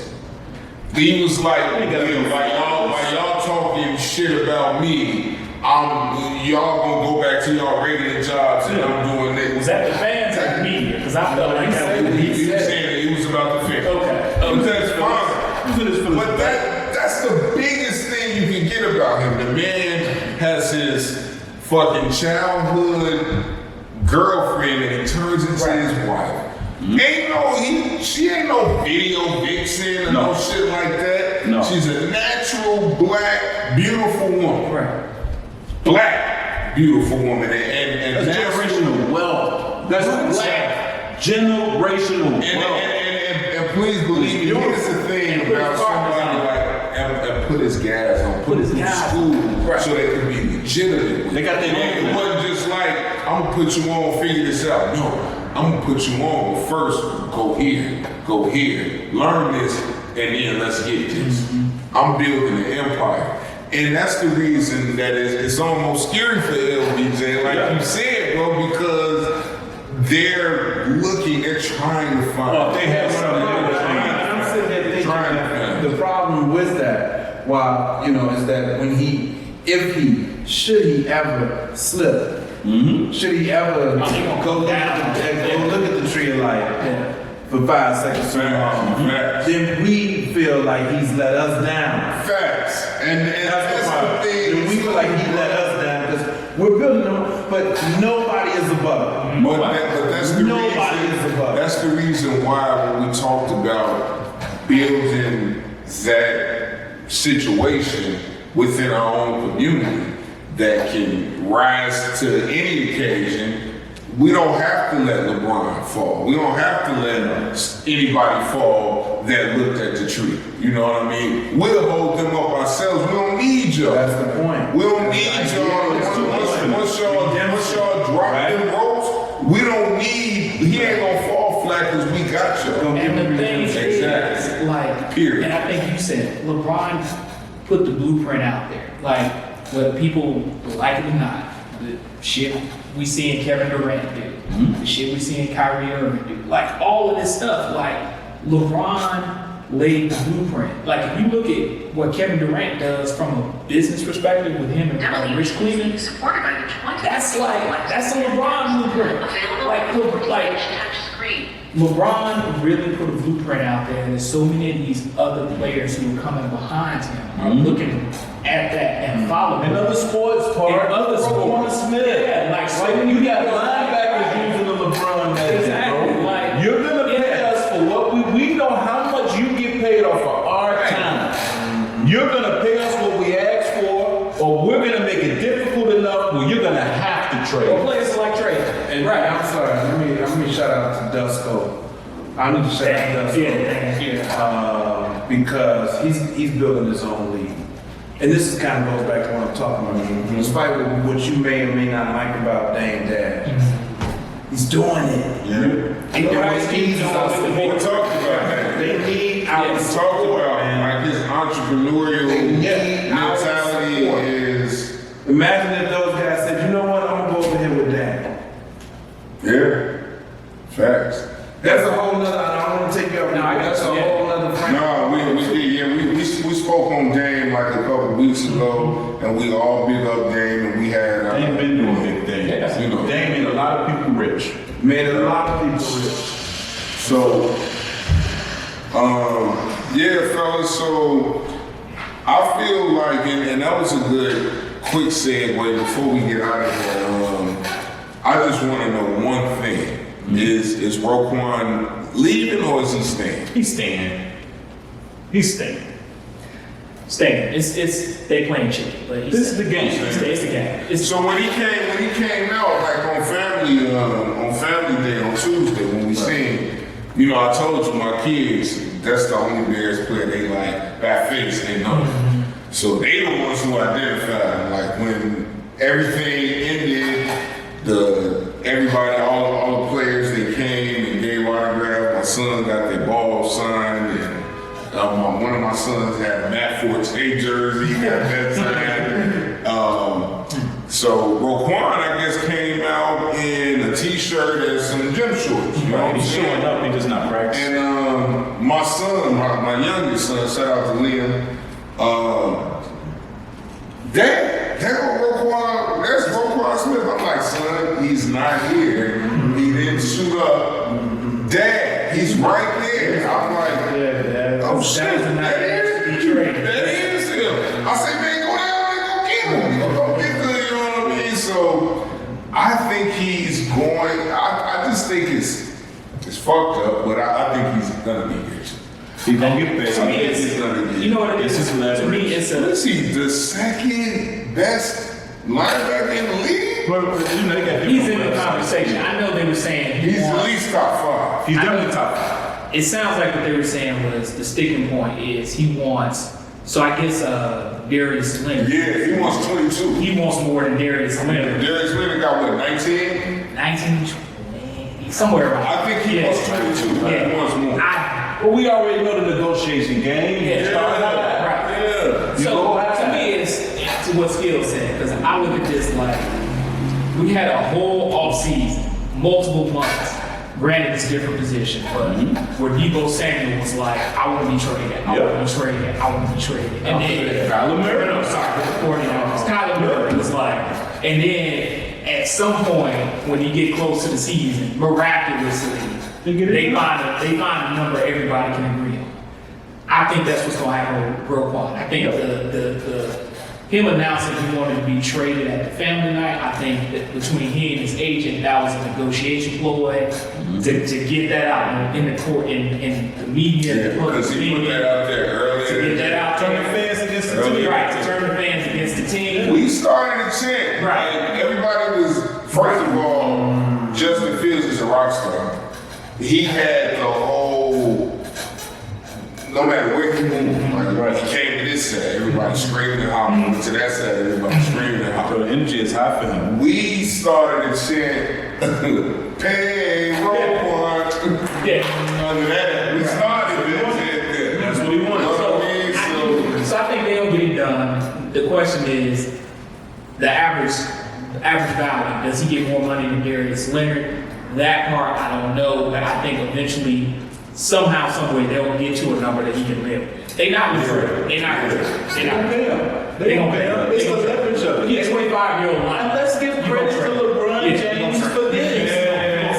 Let's go. LeBron James, years ago in the NFL, and this is what sucked, because the NFL was the only league that didn't play by the rules the right way. Like, they would give you guaranteed money, but then they could cut you, and then, then there's always the whole game with the NFL. Like, they always come out on top on players. Right. Now, and I think it's a renaissance from LeBron, I think now the mindset is, we're going to get what we want. Now we know how to play the game. This is what teams always do. They would make the players seem selfish, like he wasn't dedicated to the team and the fans because he didn't want to take a shitty deal. Yeah. Well, now the players don't have to go through a reporter. They can tell you themselves. They can talk to Because he don't even have representation. No, he represents himself. And Him then and Lamar Jackson. Jackson. They represent themselves. Right. So now it's Do you like... think that's I think supposed it's to take brilliant. the process long? Absolutely. It's brilliant. definitely It is brilliant. Master P did an interview a couple years ago in the Breakfast Club where he broke it down, and he said, you're paying perfect strangers 10% of your money. So you're paying people hundreds of thousands of dollars just to make a phone call for you. Why don't you give that to your people? Why don't you give that to your sister? Why don't you give that to your brother, your cousin? They can be the person that get that percentage. That's all they need is a different voice. What they're doing now. Honestly, all you need They're taking control of their careers. is a contract. Like Ray, like to me, this was years ago, but like Or do what LeBron did. Ray, it was 1 year. I think he might have been in Milwaukee. But Ray Allen, like to me, he did it he did it a way that like I think a lot of people at the time didn't talk about was he didn't have an agent. Right. He had a lawyer. Like it might have even been Johnny Carter. Ray Allen? Yeah. They gave he had a number. Team had a number. They met somewhere in the middle. They agreed on the number.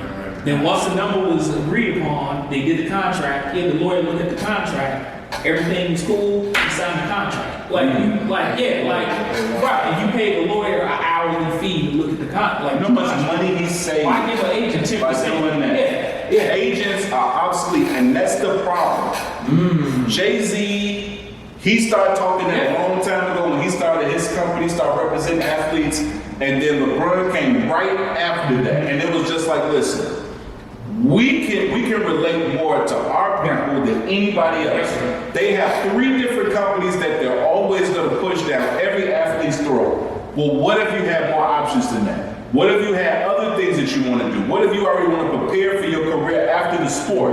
Like when you start putting your own people behind your best interests, the elite whites are terrified of this because they've been raping athletes for years playing the same game. And now you have people who's teaching you financial literacy, how to invest your money, how to be able to make sure it's wealth for your family after. Now you got people who really take control of your career now. And they look like you. Right. They come from where you come from. They want the same thing you want. That's dangerous on every level. And I love LeBron putting the blue, because I remember this, and I'll say this and leave it. Growing up, it was always little cliche statements people made. Like, if you get a lawyer, get a Jewish lawyer. If you get an accountant, get an Asian accountant. If you get this, nobody ever said, if you get this, get a black person. When it came to business. They never said, if you want somebody to do your money, you want somebody to invest, you want somebody to look at the contract, you want somebody to represent you in court, they never said get a black person for that role. It was always a different culture.